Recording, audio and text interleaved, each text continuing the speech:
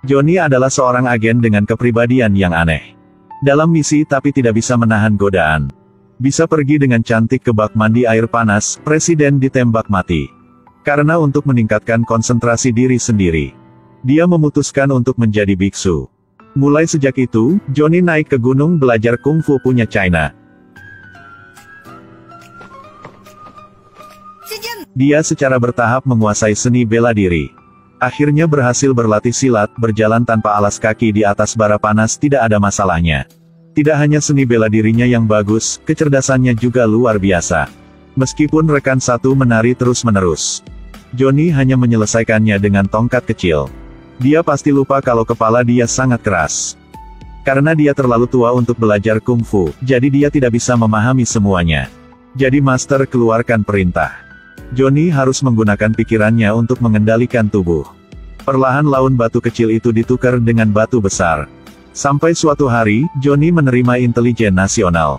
Mantan trio pembunuh bersiap untuk bertindak lagi. Karena untuk dapat menghancurkan kelompok pembunuh ini, negara mengundang Johnny kembali. Baru turun dari gunung dia sudah ketemu dengan sahabatnya Mike.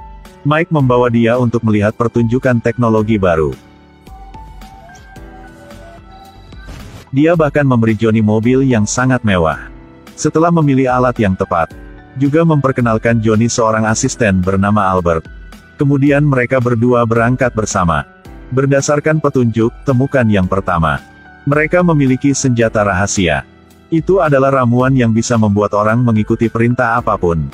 Tetapi untuk membuka kotak itu perlu mengumpulkan semua 3 kunci. Ketika pria itu akan menceritakan semuanya, tiba-tiba muncul seorang petugas kebersihan. Hanya melihat dia bisa mengubah penyedot debu menjadi senapan. Petunjuknya hilang hanya dalam 1 tembakan. Johnny segera berlari keluar untuk mengejar. Tapi lihat petugas kebersihan tua itu tanpa keraguan. Bahkan membantunya menekan tombol lift. Hasilnya segera setelah masuk ke dalam, tidak sengaja melihat kotak amunisi di dalam penyedot debu. Sudah terlambat bereaksi. Sama seperti itu, dia berhasil melarikan diri. Mata kabur, lihat ada yang curi kunci. Jadi dia cepat mengejar. Tapi pencuri ini adalah master dalam pelarian. Hanya gerakan sederhana yang berhasil mengatasi banyak rintangan. Tapi kalau tidak punya stamina, pakai IQ seperti Johnny, pencuri melompati gedung lain. Johnny dengan lembut berdiri di atas derek yang lewat.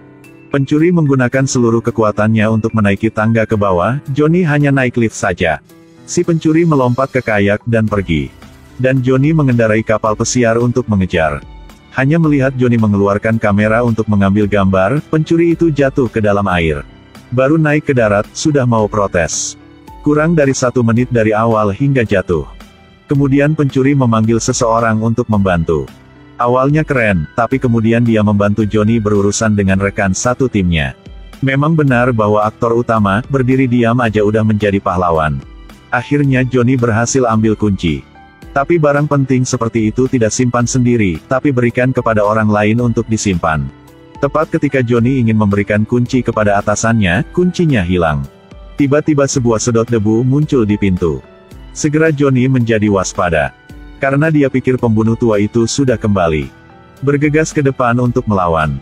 Johnny berpikir ini adalah pembunuh yang mereka ketemu di Hong Kong. Jadi terus berkata orang ini yang mencuri kunci. Tapi orang itu adalah ibu atasan.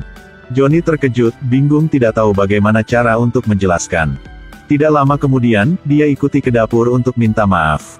Tidak menyangka orang itu baru berbalik udah melempar pisau ke arah Johnny. Lalu dia dengan cepat langsung kabur. Johnny juga langsung mengejarnya. Tidak berharap si pembunuh berlari begitu cepat, dia masuk ke ruang tamu, langsung melompat menangkap wanita tua di depan. Ambil papan kayu terus memukul di kepala wanita tua itu. Tapi kali ini dia salah orang lagi, Johnny berpikir, kok bisa begitu ya? Hari ini dia mencari Mary. Karena mencari petunjuk, dia tertidur. Menanyakan detail tentang pembunuhan hari itu. Johnny dapat dengan jelas melihat wajah member.